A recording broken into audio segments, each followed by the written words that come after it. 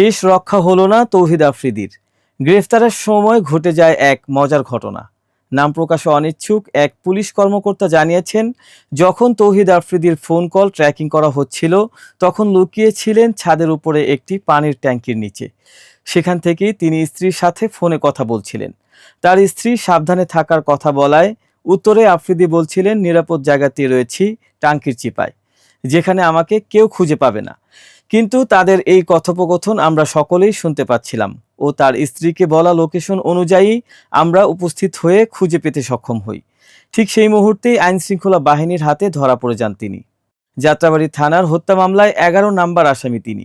গতকাল রাতে বরিশালের বাংলাবাজার এলাকায় আত্মীয়ের বাসা থেকে তাকে আটক করে আইনশৃঙ্খলা বাহিনী। পুলিশ জানিয়েছে, তদন্তের স্বার্থে তাকে ঢাকায় এনে 7 দিনের রিমান্ড আবেদন করলে তা মঞ্জুর করা হয়েছে। তবে তৌহিদ আফ্রিদির বিরুদ্ধে অভিযোগ শুধু এই মামলাতেই সীমাবদ্ধ নয়।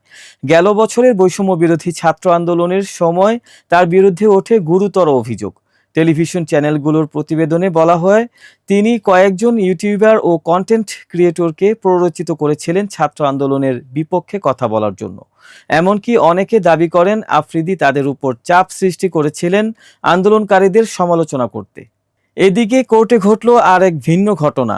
কোর্টে তৌহিদ আফ্রিদিকে ওঠানোর সময় তিনি স্বাভাবিকভাবেই যাচ্ছিলেন, কিন্তু নামার সময় তার শারীরিক অঙ্গভঙ্গিতে বোঝা যাচ্ছে তিনি শারীরিকভাবে নামতে পারছেন না।